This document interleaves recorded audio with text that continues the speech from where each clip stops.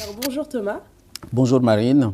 Alors comme tu le sais, je suis française, je suis journaliste indépendante et je suis très intéressée par tout ce qui se passe au niveau des pays et de la région du Grand Lac africain.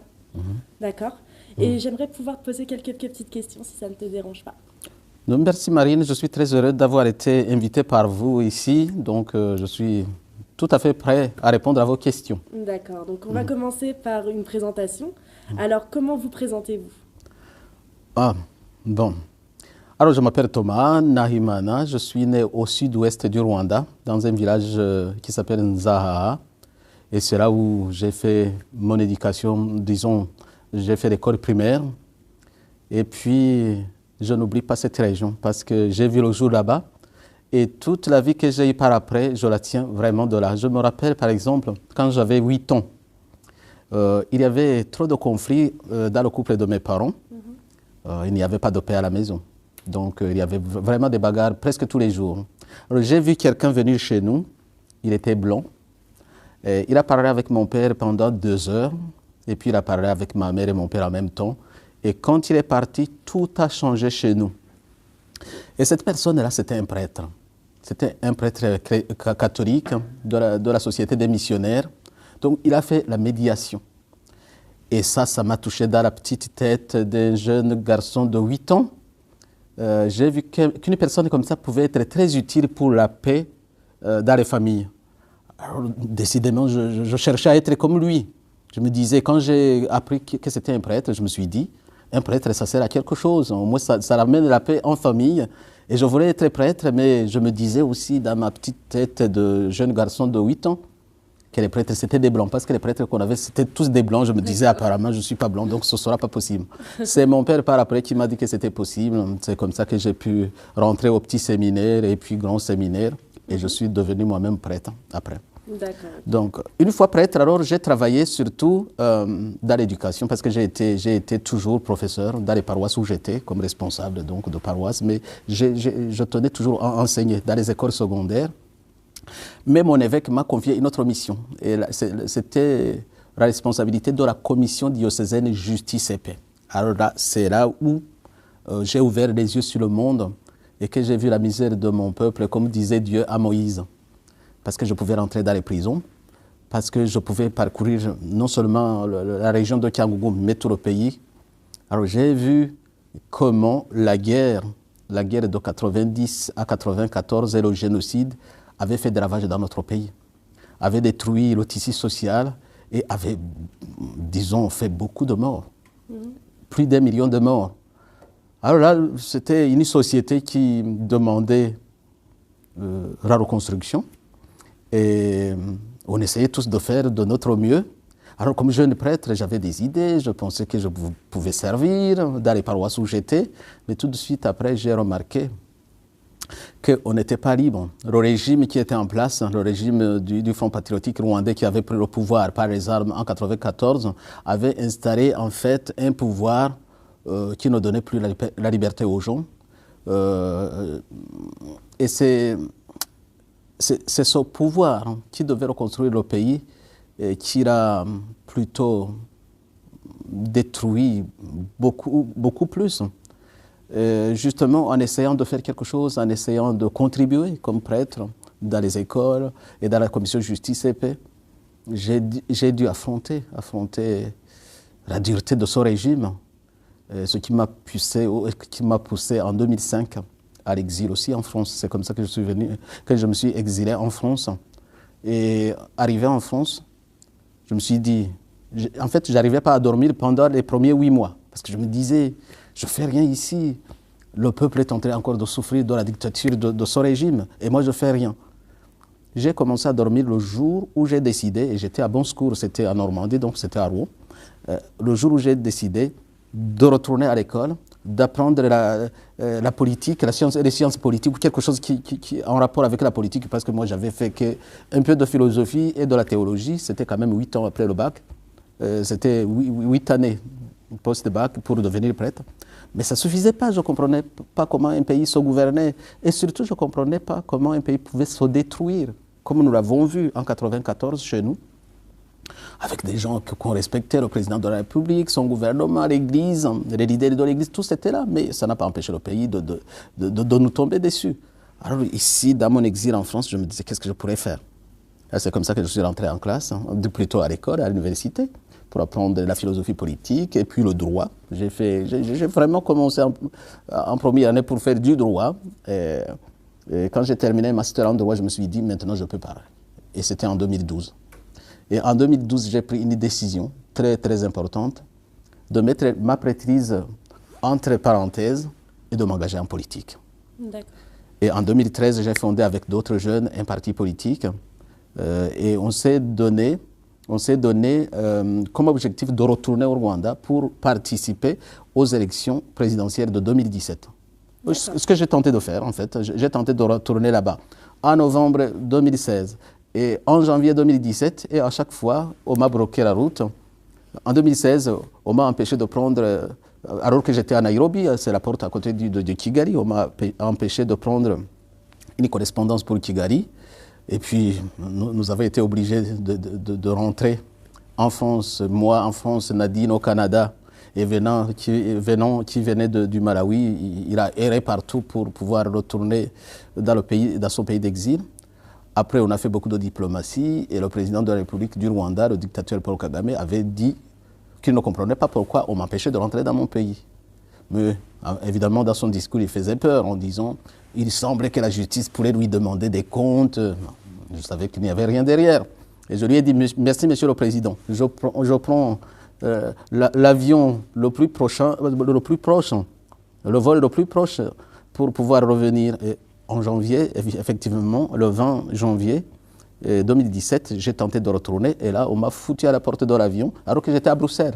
Alors, je me suis dit, voilà, les portes de mon pays me sont fermées. Qu'est-ce que je dois faire? Et c'est là où j'ai appelé les forces de l'opposition qui le voulaient et nous avons lancé un gouvernement rwandais en exil. Et puisque vous m'avez demandé de me présenter, actuellement, donc je suis le président. J'ai été choisi comme président de ce gouvernement. Nous avons un vrai gouvernement, un gouvernement qui est en exil évidemment, un gouvernement de bénévoles. Mais je pense que la pression que nous mettons sur le pouvoir à Kigali pourrait faire la différence. Voilà ma présentation. Ok. Et est-ce que vous êtes du coup toujours prêtre catholique à côté de ça ou pas? Alors, prêtre catholique, c'est compliqué parce que je disais que j'ai mis entre parenthèses ma prêtrise, c'est-à-dire que j'étais en paroisse ici même au Havre. J'étais en paroisse, j'ai travaillé à Montivilliers, surtout. J'avais travaillé 3 ans à Rouen, à Bon Secours une année, et puis à Elbeuf 3 ans. Mais quand j'ai pris la décision en 2012 donc, de rentrer en politique, j'ai arrêté, je me suis mis en disponibilité. Et comme je m'engageais dans la politique active, mon évêque, qui est maintenant décédé donc, du Rwanda, de Cyangugu, a pris une mesure disciplinaire, ce qui est logique, de me suspendre des activités de prêtre. Je m'étais suspendu moi-même, je n'étais plus en paroisse.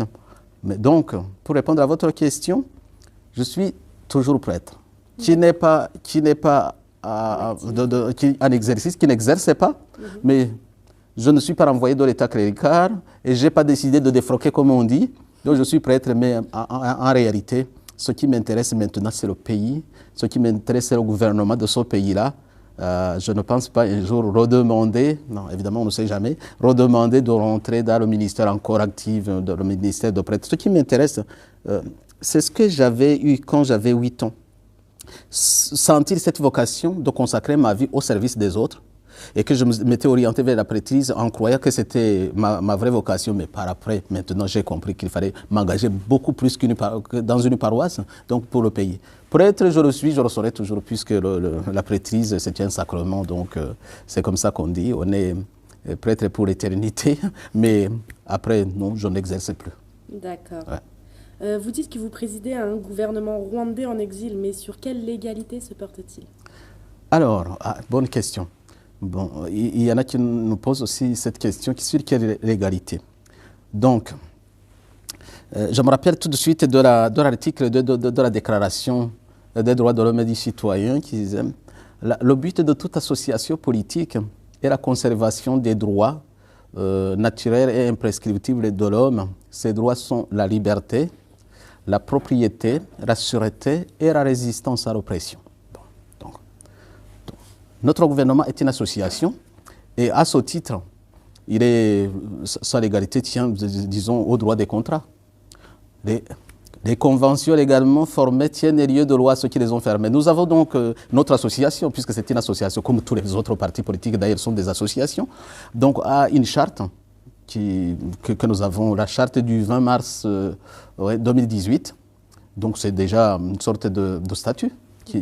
Après, vous savez que les associations même de fait sont autorisées à opérer. Donc l'essentiel, c'est que nous, l'objet de notre association, c'est la politique. Donc c'est l'intérêt général du peuple rwandais. Donc en termes de l'égalité, nous sommes en droit de pouvoir nous organiser, opérer, rechercher la paix, rechercher à maintenir, à soutenir, à privilégier ces droits naturels et inaliénables de l'homme qu'on a mis très très à mal au Rwanda. La liberté, la propriété, la sûreté et la résistance à l'oppression, c'est ce que nous essayons de faire maintenant. D'accord, ok. Paul Kagame, du coup, gère le pays maintenant depuis 29 ans. Quelle appréciation pouvez-vous faire par rapport à sa gestion du pays?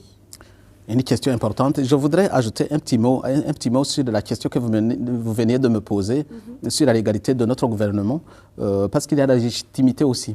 Parce qu'une association peut tenir sur sa légitimité. Je trouve que notre gouvernement est très légitime, du moment qu'il répond vraiment aux attentes du peuple qui cherche à se libérer.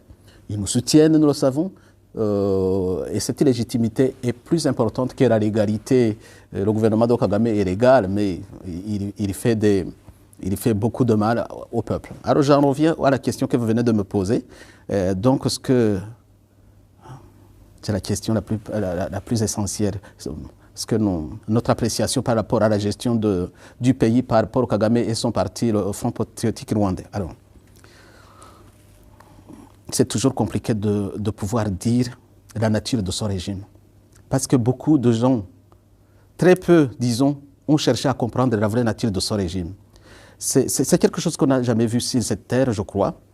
C'est un régime sui generis. Je vais vous dire pourquoi. D'abord, c'est un régime qui met beaucoup de moyens dans le lobby pour peindre l'extérieur, pour se montrer comme un régime très démocratique, comme un régime qui développe le pays, alors qu'il n'en est rien. Mais je vous dis qu'ils ont mis beaucoup de moyens pour acheter tous les médias que vous connaissez internationaux. Ils ont pu placer des gens à la BBC, à la Voix d'Amérique, à RFI, partout. Ils ont essayé de mettre les gens et de payer des journalistes eux-mêmes pour deux choses. Pour dire beaucoup de bien de ce régime et pour mesurer les opposants. Et nous avons même des documents où ils ont payé des millions de dollars pour payer les gens qui vont dire que le leader de ce régime était un leader charismatique, visionnaire, alors qu'il n'en est rien. Ça, c'était la première chose. Et si les gens arrivaient à comprendre que ce régime sait manier avec brio le mensonge et la désinformation, eh bien, ils pourraient peut-être faire le pas suivant de comprendre ce que c'est ce régime. Alors, si vous me demandez de décrire ce régime, moi, je dirais le mot dictature ne suffit pas pour dire ce que le régime de Paul Kagame et son front patriotique rwandais. Moi, je dirais plutôt que c'est une tyrannie très brutale, extrêmement cupide,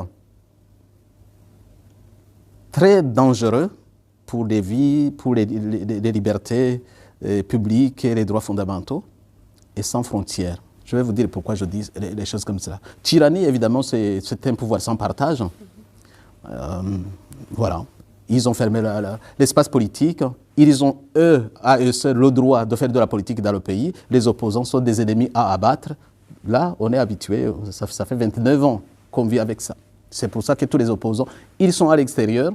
Pas d'opposants à l'intérieur. On est obligé de partir en exil. Et avec peu de chance, on est assassiné parce qu'ils ont été assassinés à l'étranger. Donc je dis qu'il est très brutal parce que justement, il y a une journaliste canadienne qui vient de publier un livre, L'éloge du sang. D'accord. Donc c'est un livre sur les crimes du FP de Paul Kagame et de sa clique. Et la journaliste est canadienne, on a tenté plusieurs fois d'assassiner aussi, mais je pense que ce journaliste, ce qu'elle raconte, elle a énuméré les cas où on a assassiné des milliers, des centaines de milliers de gens à l'intérieur du pays et à l'extérieur. Alors c'est vraiment un régime trop brutal. Là, ils assassinent les journalistes, ils assassinent les chanteurs, comme un jeune qu'on aimait bien, qui s'appelle Kizito Mihigo. C'est incroyable ce qu'ils font. Et puis je disais que trop cupide. Parce que c'est un régime en réalité qui n'a rien à voir avec l'intérêt général, le bien du peuple. Et ils poursuivent les richesses du pays, c'est la même base sur les richesses du pays, et même les avoirs des particuliers à l'intérieur du pays. Donc l'argent, c'est ce qui les intéresse. D'accord. Et puis je dis que ce régime est sans frontières, parce que puisqu'ils ne poursuivent que les richesses donc, du pays et des particuliers, donc ils ne respectent même pas les frontières. Ils traversent et vont voler, piller même les pays voisins. Le Congo, par exemple, la République démocratique du Congo, c'est la guerre depuis 1996. C'est la guerre jusqu'à présent. Donc ils font la guerre là-bas juste pour tuer les gens, mais ce n'est pas seulement pour tuer, mais pour piller ce pays-là, qui est regorgé de matières premières énormes. Bon, alors je disais que c'était trop dangereux, trop dangereux, parce que à chaque fois, ce régime a mis en péril tous les pays de la région. Ils organisent la déstabilisation totale de la région des Grands Lacs. Comme ça, ils se sentent, voilà. Ils sont devenus actuellement gendarmes de l'Afrique. Ils envoient des soldats partout, soi-disant pour participer à pacifier ces régions, mais à chaque fois qu'il y a une portion de l'armée rwandaise qui arrive dans un pays, ils organisent le chaos. Voilà. Donc c'est comme ça que je pourrais décrire ce régime. Après, ils ont une stratégie que maintenant nous connaissons. Ils fonctionnent comme de la mafia. Ils organisent justement les lobbies, c'est-à-dire manipuler le mensonge et la corruption. Ils corrompent tout le monde. Je ne sais pas comment le dire, mais toutes les personnalités mondialement connues qui se sont approchées de ce régime, ou bien ce régime les a corrompus, ou il a tenté de les corrompre. En offrant des sommes d'argent énormes, ou bien en offrant des femmes qui sont entraînées à faire cela. C'est connu, mais il y a des chefs d'État actuellement en Afrique qui ont été obligés de prendre une deuxième épouse qui doit être absolument rwandaise. Et ce qui se passe après, je ne rentrerai pas dedans, ce serait un autre genre littéraire, quoi. Bon. Mais cette stratégie fait beaucoup de mal au Rwanda et à l'extérieur du Rwanda. Alors, comme vous me posiez la question sur la gestion, notre appréciation sur la gestion du FPR et de Kagame sur le Rwanda, c'est une faillite totale. Donc, ils n'ont pas pu reconstruire le pays, qu'ils ont eux-mêmes participé à démolir, puisque c'est eux qui ont lancé la guerre contre le Rwanda le 1er octobre 1990 en provenance de l'Ouganda. Pendant 4 ans, ils ont tué les gens. Ils ont fini par prendre le pouvoir, mais après un génocide incroyable, après avoir, disons, tiré sur l'avion où ont péri 2 présidents de la République, celui du Rwanda et du Burundi. Après, les gens se sont entretués, les Rwandais se sont entretués, ou plutôt le FPR a tué beaucoup de gens. Le régime qui était en place a essayé de se défendre aussi en tuant des innocents aussi. Et c'est ce qu'on a appelé le génocide rwandais. L'ONU l'a appelé génocide rwandais, et je pense que l'ONU savait ce qu'il disait. Parce que ce ne sont pas seulement les Tutsis qui ont été assassinés, ils ont été assassinés, beaucoup de Tutsis ont été assassinés pendant une période de 100 jours. Mais après, le FPR faisait la même chose dans la partie qu'il occupait, et puis il a continué jusqu'à présent. Il a massacré les gens au Rwanda, il a massacré les réfugiés au Congo. Il y a même un rapport qui est sorti, un rapport des Nations Unies, le rapport Mapping, le 1er octobre 2000, où ils disent que vraiment ce qui s'est passé au Congo, ils ne parlent que du Congo, par l'armée du Rwanda qui avait envahi ce pays, c'était un génocide ça pourrait être qualifié de génocide si un tribunal venait à être mis en place pour gérer cette affaire. Donc ce sont des vrais génocidaires, nous savons. Nous n'attendons pas le tribunal pour le dire. Ils l'ont fait, ils ont assassiné plus de 6 millions de Rwandais et Congolais au Congo. Alors, donc, ce régime n'a pas pu, la gestion est une catastrophe, la gestion du pays. On ne sait pas encore comment il va partir. On espère qu'il va partir bientôt parce qu'il a fait trop de mal. Et surtout, il n'a pas construit le Rwanda, contrairement justement aux lobbies qui disent que le Rwanda s'est développé, le Rwanda est pacifié, rien de tel. Voilà. D'accord. Et en 2022, pensez-vous que le Rwanda s'est pacifié ou pas du tout? Actuellement, on ne peut pas parler de pacification puisque maintenant le Rwanda est en guerre, encore une fois, en guerre contre le Congo. Il y a des centaines de Rwandais qui meurent au Congo dans une guerre insensée et qui mettent en péril aussi le peuple congolais, évidemment. Parce qu'ils assassinent aussi des Congolais. Et le Rwanda n'est pas pacifié du tout puisque cette tyrannie n'ouvre pas encore l'espace politique. Vous voyez, comment pourrais-je dire que le pays est pacifié quand je suis privé de rentrer dans mon pays alors que je le voudrais bien? Alors que je voudrais participer à la vie nationale, à me présenter aux élections, mais je n'ai pas ce droit-là. Et je ne suis pas le seul. Tous les autres, ils sont comme ça. Où est la paix dans tout cela? Cette paix que j'avais recherchée quand j'étais jeune enfant, la paix dans les familles, la paix dans le pays, eh bien, elle n'est pas encore au rendez-vous. D'accord. Ouais. Quelle est votre position par rapport à la guerre qui fait rage à Kivu? Merci de me poser la question, parce que la guerre du Kivu, la guerre du Congo, c'est un scandale. C'est le régime rwandais qui traverse les frontières et massacre les Congolais sur le sort de leur pays pour piller leurs biens, pour piller leurs richesses. Ce qui me donne du courage en ce moment, c'est que le peuple congolais a ouvert les yeux sur la situation et essaie de gérer la situation maintenant. Ils ont un nouveau leader que je respecte beaucoup, le président Félix Antoine Tshisekedi, qui a compris que l'ennemi du peuple congolais n'était pas le Rwanda, n'était pas le peuple rwandais. Il dit que le peuple rwandais, c'est un peuple frère, et c'est vrai en fait. Il dit que le vrai ennemi du régime, c'est Paul Kagame et son régime.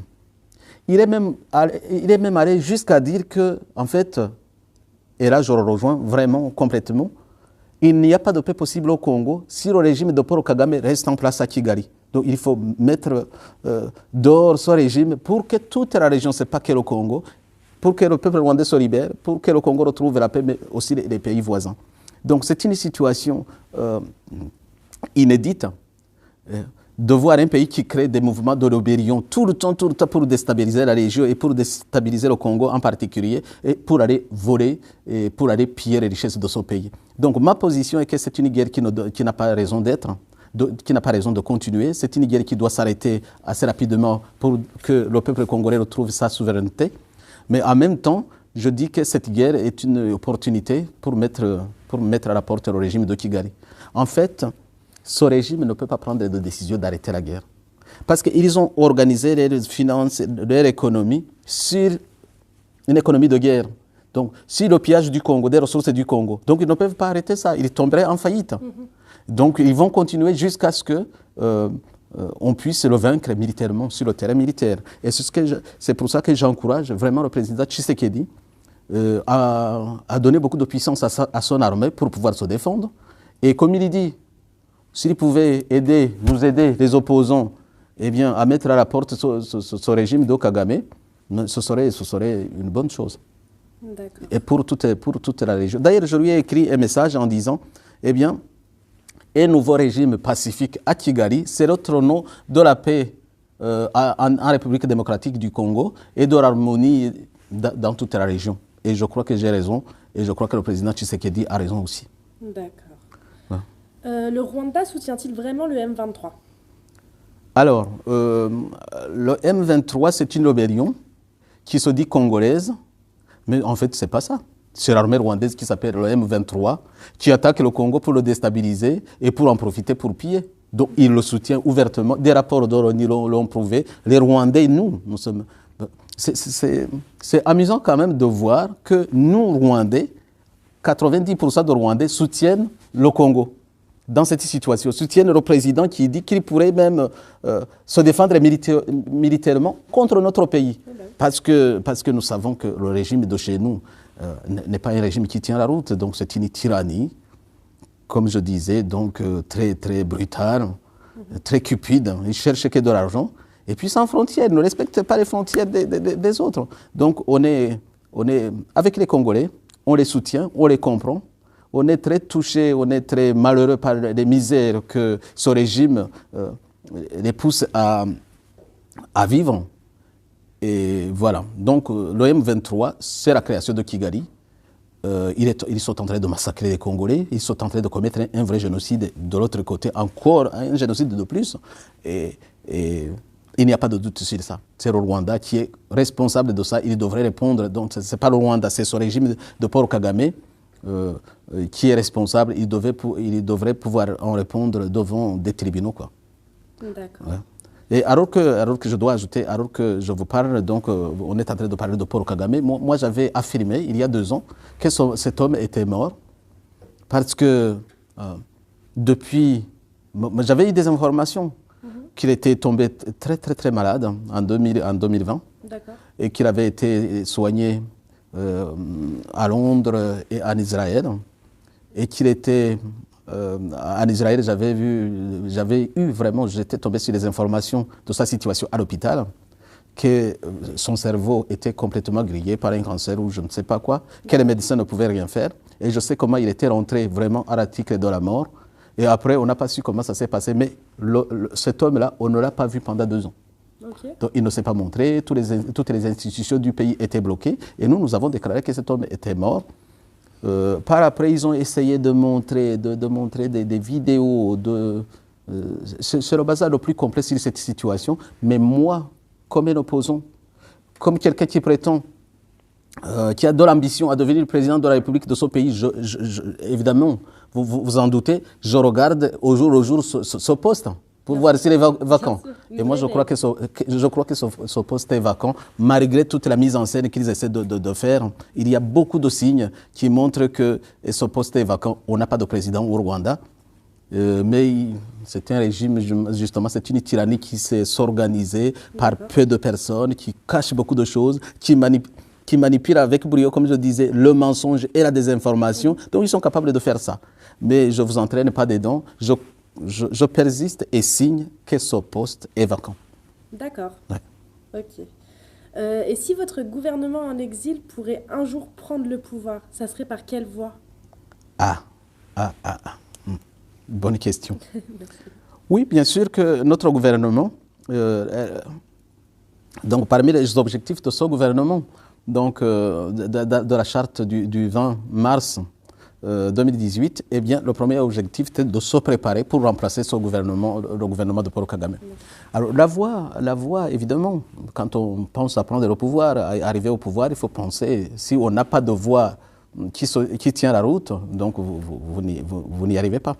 J'avais parlé de la légitimité de notre gouvernement, puisque ce que nous faisons, ce n'est pas seulement de rêver de remplacer ce régime, mais nous faisons beaucoup d'autres choses, de plaider pour le peuple, de pouvoir mobiliser le peuple à l'intérieur du pays comme à l'extérieur. Nous avons de la chance.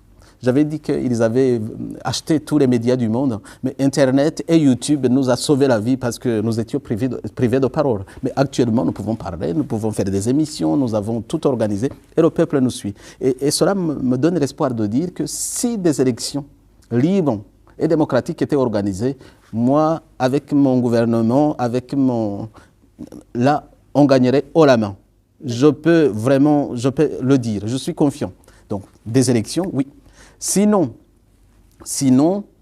puisque ce gouvernement qui est là depuis 29 ans continue quand même de vouloir prendre le pouvoir par la force, nous disons que le peuple, et on l'entraîne pour ça, on le mobilise pour ça, pourrait un jour se soulever et faire une révolution populaire et faire partie de ce pouvoir. Nous sommes capables, le peuple rwandais peut le faire. Sinon, puisqu'eux aiment la guerre et qu'ils lancent la guerre partout, notamment la guerre du Congo, c'est une autre voie qu'ils sont en train d'ouvrir parce que les gens ne se feront pas massacrer tout le temps. Je pense qu'une guerre pourrait les faire partir. que ce soit nous seuls, que ce soit avec les peuples voisins comme le Congo qui en a marre de la guerre, je pense qu'une guerre peut les faire partir. Évidemment, moi je suis, bon, comme on disait dès le début, je suis fondamentalement un prêtre, je suis un homme pacifique. Ce serait vraiment de soutenir la guerre, ce serait par pis-aller. Mais je pense qu'on finira par y arriver. Voilà. Mais le pouvoir, on y arrivera. Je suis sûr qu'on y arrivera. On est préparé pour cela. On est prêt à mourir pour ça. Je pense que le pouvoir, on va y arriver. Ils ne vont pas rester encore au pouvoir plusieurs années. Non, ils sont à bout. Et nous sommes fatigués de ce régime, de cette tyrannie. Je pense qu'il est temps de nous lever avec le peuple bien pour prendre le pouvoir. Et c'est possible. Et c'est légitime, en plus. Ouais. D'accord. Bah, écoutez, moi, mes questions sont terminées. Je vous remercie de tous ces détails. Merci beaucoup, Marine, de m'avoir invité chez vous. Donc, j'espère, c'est la première fois, j'espère que ce n'est pas la dernière fois. Non, ce ne sera pas la dernière, je ne pense pas. Merci de nous aider à faire connaître la situation du Rwanda, au-delà des mensonges et des manipulations auxquelles on est habitué par ce régime. Je pense que la vérité finira par faire son chemin. Oui. Avec plaisir. Merci beaucoup, madame. Merci. Et j'en profite aussi pour vous souhaiter, ainsi qu'à votre famille, de vous adresser mes vœux les meilleurs pour Noël et le Nouvel An. Merci. Merci beaucoup, madame.